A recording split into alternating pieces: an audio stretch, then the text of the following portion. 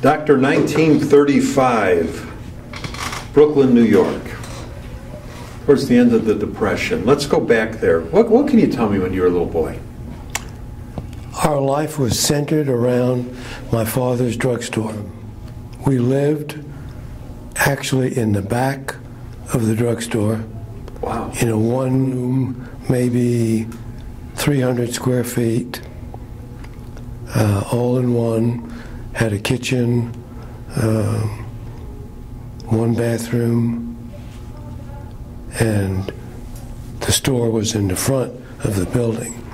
Till I was 5, we moved into a house. Now, do you remember being in that drugstore? Oh, absolutely.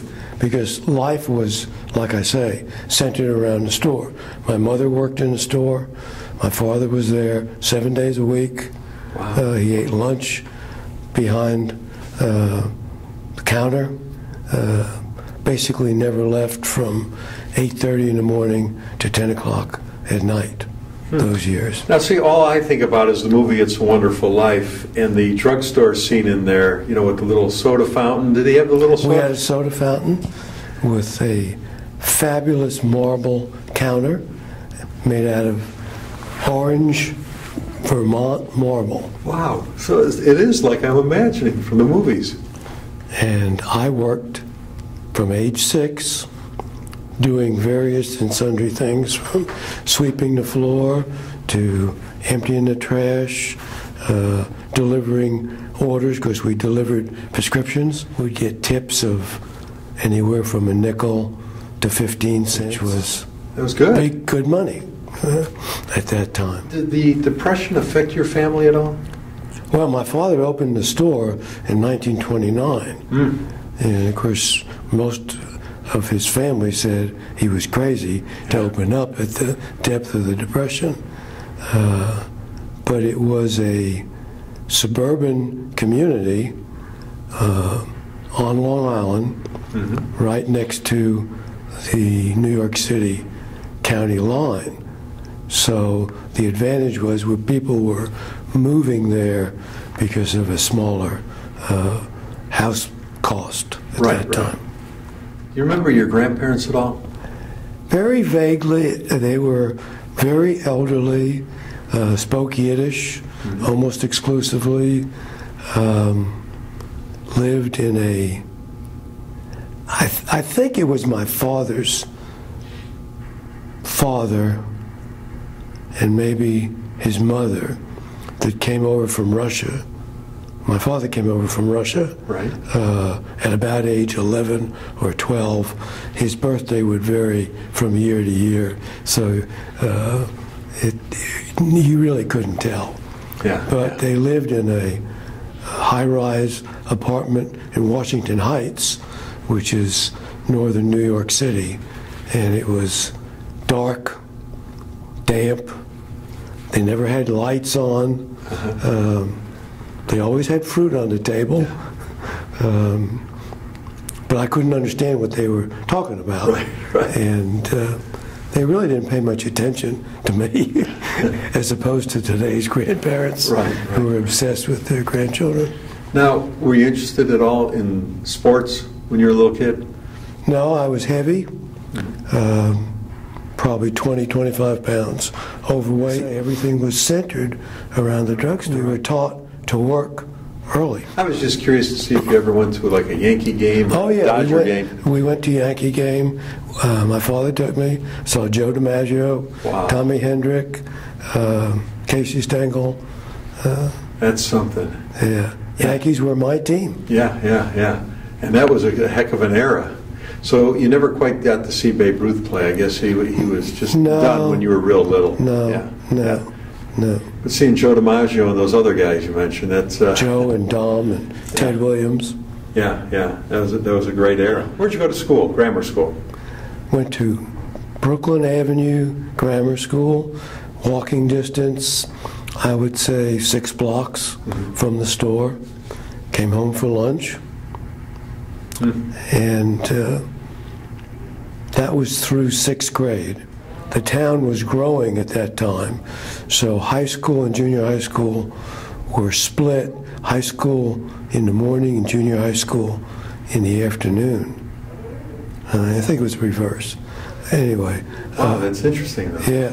So I went to school from 12:30 in the afternoon to, I think, 4:30 or 5 o'clock in the afternoon. What was the name of the school? Valley Stream Central High School. Now, is it in high school when you started to think about becoming a doctor?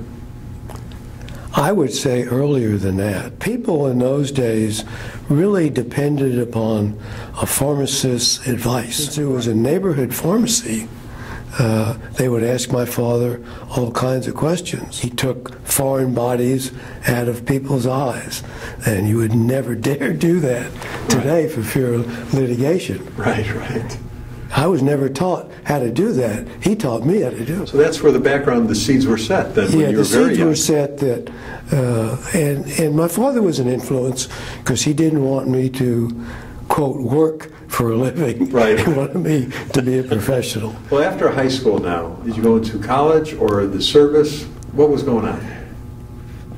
There was a great influence at the end of the Korean War. The veterans coming out of school, GI Bill, medical schools were accepting about 1 out of every 15 Right. applicants. There was still a Jewish quota, and it was rare, and the number of schools were far less than there are today of medical schools. I decided I wanted to go away from the New York area. We had a snowstorm in 1947, 24 inches of snow, and so guess who had to shovel it? Yeah. And I said, if I ever leave this place, I'll never go and live where it snows. Right. So I looked for schools along the southern half of the United States. Florida in the early 50s did not have any schools that were of any renown. Right. They were not very good. Tulane was a tough school to get in. We had a couple of people that were in the banking business that were customers in the store that were doing a lot of business in Texas in the early 50s and really talked the state up. And I said, well, maybe I'd like to go to school there. So I ended up at Baylor. Sight unseen, 12 Jewish students. You made 12 or you made 13? I made 12. Wow. So what? There has to be some kind of a culture change for you. Well, it was a big shock coming from New York, eastern Long Island, getting off a train, because my father wouldn't let us fly, in 110-degree heat, the end of August. No snow. No snow. And an un-air-conditioned dorm. Oh, boy. The food was basically foreign. I had no idea what collard greens were, chicken fried steak, barbecue. It was a bit of a change. It was a change. But let me ask you, I'm just curious, what was the train ride like from New York to it was a Texas? 2-night, overnight. Like you'd leave 6 o'clock on a Friday evening and get to Waco, Texas at about noon Sunday. Wow. It was long. It was air conditioned, so that was comfortable. Had food service. The train was air conditioned? Yes. Back then? Wow, good. Yeah, the roomette. Yeah. It was called a roomette, which was like an airplane bathroom, basically. Right. And you made this trip alone? I made this trip with my mother. So she came down to help She you get came down to see what was going Now, on. tell me about college life. What was it like for you? It was great. I loved all the cultural differences. I liked the dorm life the first year, and then a couple of roommates and I moved out into an apartment the second year for the next 3 years. And I met people that I am still friendly with today. Wow, great. One of which lives in Waco, one lives here. None of them were Jewish. Now, where had you met your wife? When I was in medical school. Okay. I got into medical school in 1956. got into two schools, University of Buffalo, looked at the map, and I said, I don't think I want to go there. Got into Pittsburgh, and I said, well, I don't know anything about that, but it's only 400 miles from New York. So you left Texas to head up to Pittsburgh. Yeah, I was banished to Pennsylvania. Yeah, yeah. And that's where you met your future wife.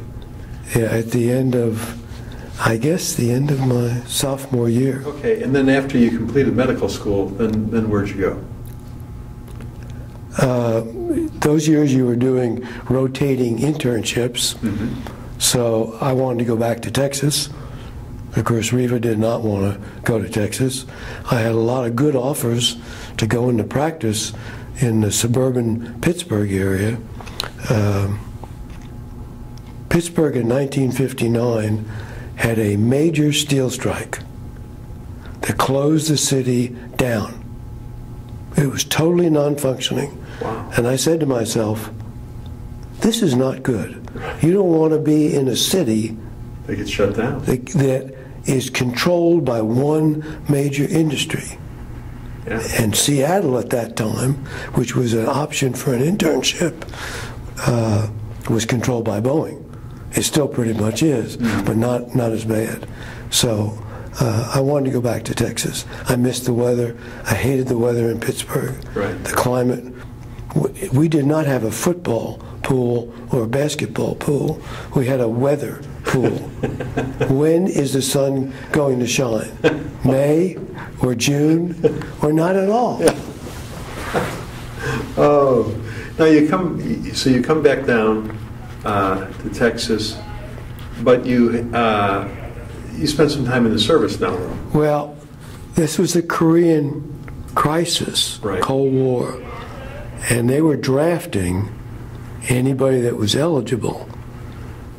There was a Dr. Berry, not related to the Washington, D.C. Berry, who came up with a plan to let the students finish medical school and internship Right. if they would sign a commitment to spend 2 years in the military. Okay. So I was in Air Force ROTC Okay. at Baylor, and I went into the Air Force. Of course, you put in for your choice. Number 1 was California. Number 2 was Florida. I got Oklahoma, which was not on the list. Right.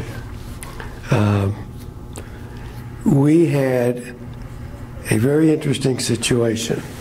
We were about 90 miles northwest of Oklahoma City, Right. on a pilot training base, ATC Command. They had just closed a hospital. They had a 100-bed hospital. They dug a hole between the 2 runways and buried all the equipment. What was that about? We were screaming as physicians when we got there, let us give it to the local hospital.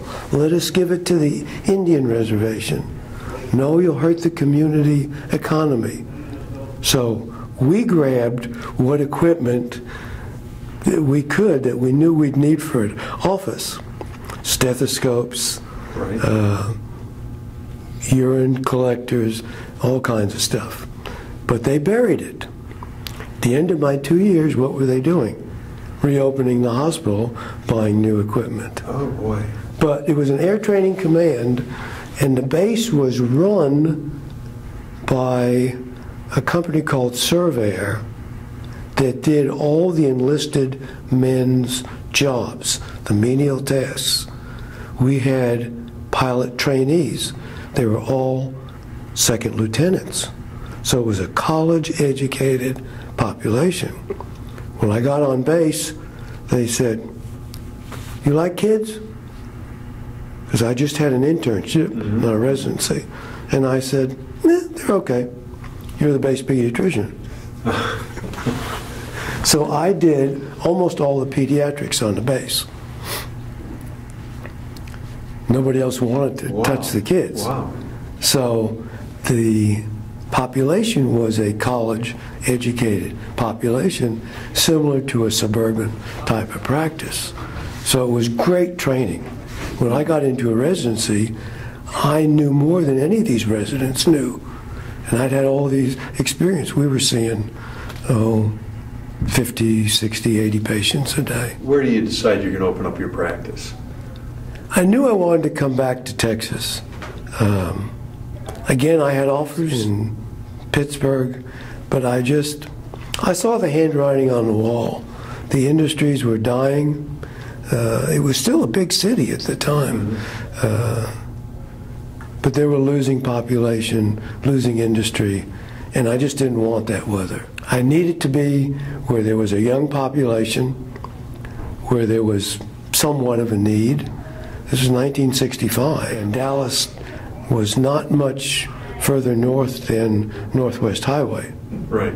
Maybe Forest Lane at the time.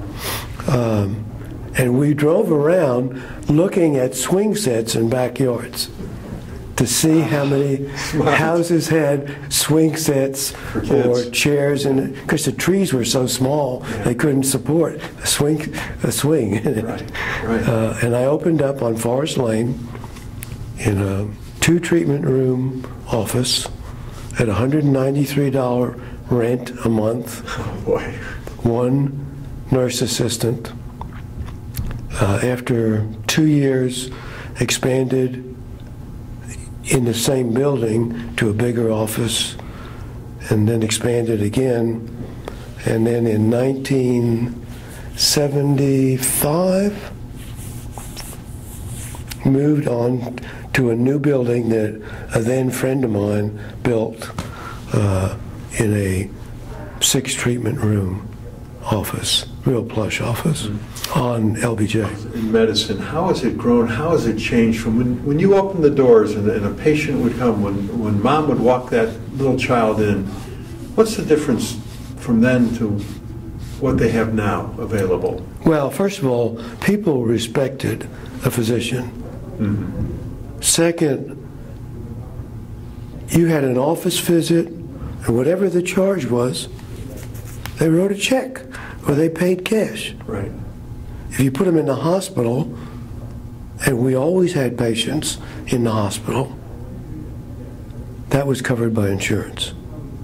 And we gradually saw the increasing of the insurance companies influencing what people thought they needed, what people thought the insurance company should pay for. People disciplined their children differently. They were very rigid. They were still spanking them. They were not catering to them. They were not going to 6 activities every week. Kids played in the front yard, in the street, in the backyard, rode their bicycles to the next house, next street. Gradually, parents became more dominant in how the child's life was run. We've seen the biggest changes were in the infectious diseases. There was a type of meningitis called Haemophilus group B that every resident saw 50 to 100 cases his residency term. We had 2 or 3 a year. We had meningococcal meningitis. These are all vaccines now. Residents don't even see some of these diseases. We had chickenpox. We had measles. 1 out of every 1,000 kids with measles died of encephalitis. 1 out of every 5,000 with chickenpox had encephalitis. So we saw all these diseases disappear, and the likelihood of having patients today in the hospital is very small. And if it is, it's a specialty situation that's probably going to be taken care of by a hospitalist, and that specialty was not in existence. You were talking about the parents becoming a little bit more dominant with all the activities, compared to the kids just playing in the backyard on their own. Is that for the better or the worse, do you think? I think it's for the worse. Okay. I think kids today, by and large, are not allowed to make mistakes that teaches them that everything is not positive in this world. Good job. Everything a child does, if they poop in the pot, it's a good job. If they fall down, somebody picks them up. You know, the parents would say, "You dummy, you tripped over that box. Get up." Now, the parents mean well, but I think that the generation today expects to only do good, and the quality of life is more important, especially to the physicians that are in practice today. We were taught our practice comes first, our family comes second. Doesn't sound very good today. Now, in your lifetime, you've lived through wars, president assassinated, the Challenger tragedy, something good, the moon landing, of course, the 9/11 tragedy. Is there something in your lifetime that really affected you that you noticed on the national scene? I think the positive effect is the internet, because it's changed everything that we do, everything that everybody does. For instance, nobody learns cursive anymore. You don't need to. It's all typed. The internet's changed the way medicine is practiced. It's changing it more with electronic health records. Communications are better. The Encyclopedia Britannica is no longer relevant. So I really think the internet has changed things for the better. What was the happiest time in your life? Living in California. When were you in California? We've always spent a lot of time in California. I started going to pediatric meetings because, I don't know, well, I just like California. In 1972, and we keep finding meetings every year to go and learn to love the lifestyle out there, which is not quite that different from the Southwestern lifestyle. Right. Quite a bit different from the Chicago lifestyle and the New York lifestyle. And after I retired in '98, we moved to South Padre. Moved to South Padre because my asthma was much better. My allergies were much better there. That 7 years on South Padre was a very happy time. We had super good friends, good weather, great lifestyle. A friend of mine moved to San Diego area. Browbeat me into coming out and visiting him. And I said, nah, I've been out to San Diego, had a meeting out there. It was cold in June. I don't know if I want that. So we went out there, and I fell in love with everything about it.